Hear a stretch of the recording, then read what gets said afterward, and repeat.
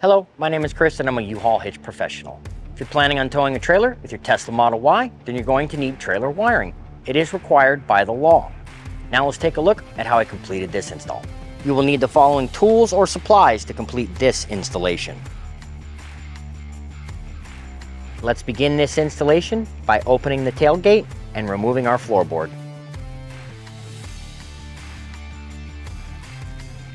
You can now remove the rear scuff panel by gently lifting up.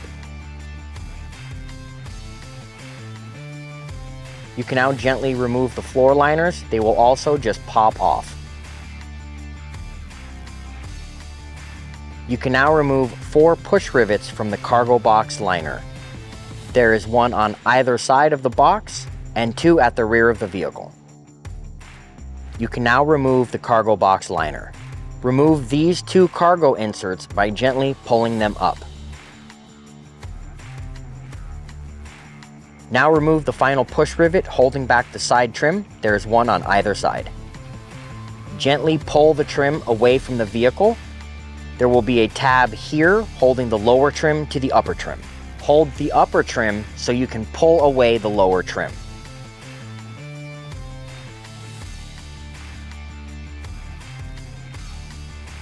You can now remove 2 8mm fasteners from behind the taillight.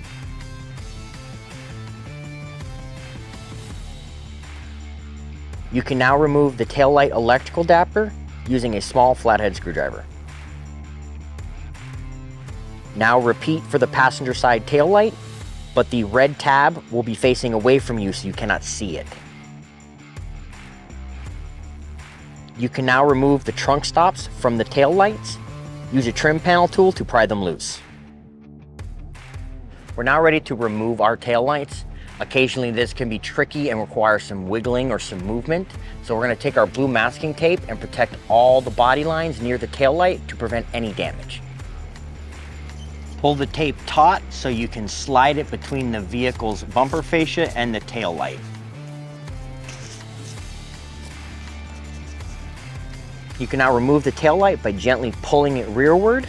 If you use a trim panel tool, it can be a good idea to apply some electrical tape to the tool as well. Underneath each taillight is one 10mm fastener that you will need to remove. You can now remove 13 fasteners from your underbody panel. 7 will be 10mm and 6 will be push rivets you can use a flathead screwdriver to remove.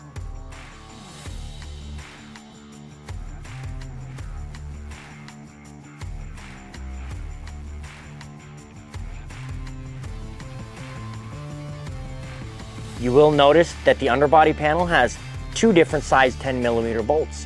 One has a flat washer, the other is a flange bolt. We need to take notice of where they come from so we return them to the same places. With all the fascia fasteners removed, we're now ready to remove it from the vehicle, but first we're going to protect all our body lines with masking tape to prevent any scratches from the undersides of any of these clips. We can now remove our fender trims to expose final hidden fasteners so we can remove the fascia.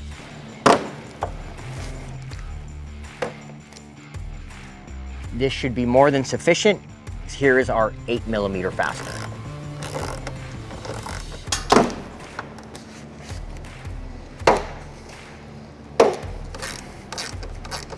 We're now ready to remove the fascia from the vehicle. This may be a good time for you to grab a second set of hands or a bumper stand or sawhorses if you have them.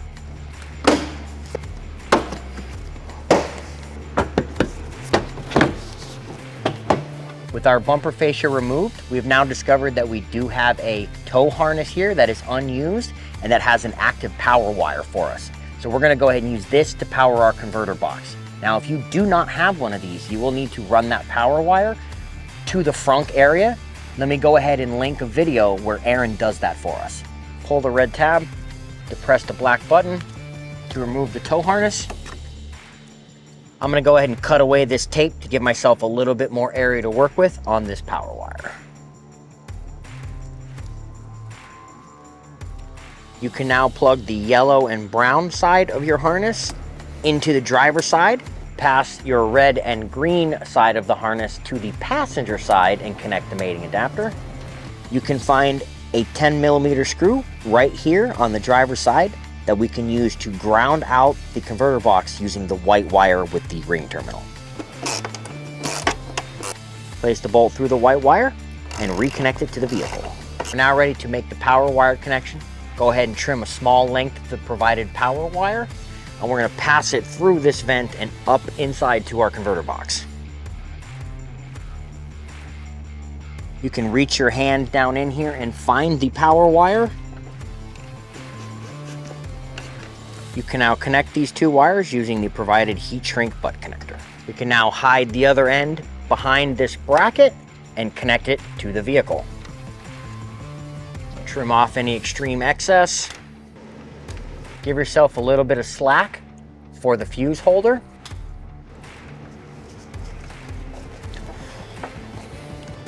We're going to now cut the power wire from the adapter.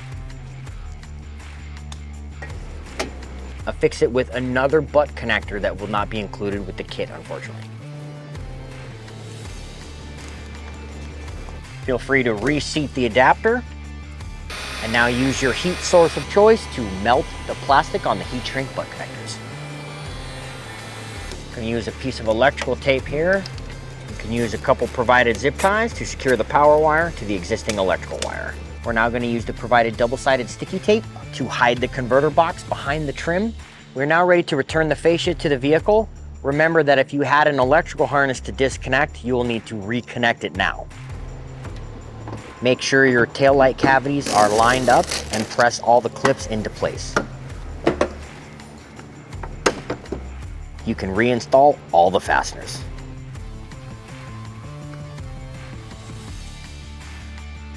You can now return the single fastener behind the wheel trim and replace the wheel trim.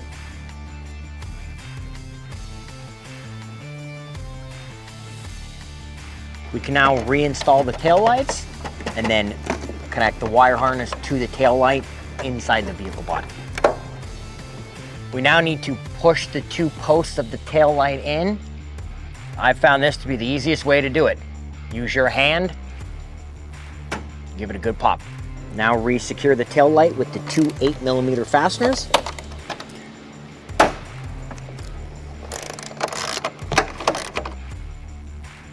We can now insert the fuse into the fuse holder. And we're going to keep this easily accessible for the future. You can now return the side trim by gently depressing the clips.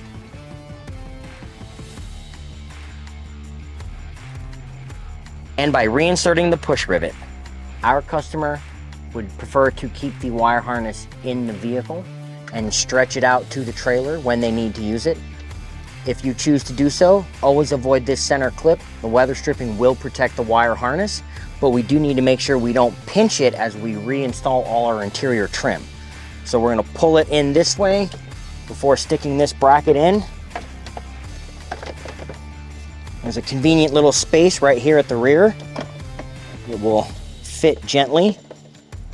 We can now stick it in here and continue moving forward. Be sure to hide the red and green wire between the vehicle body and the cargo box to keep it from ever getting trapped in the cargo latch. And replace the 4 push rivets. Replace the floor support trim. We're now ready to return our rear threshold. We can now coil up our 4-flat connector and store it till we're ready to use it. Use the provided dust cover to wrap the wires up.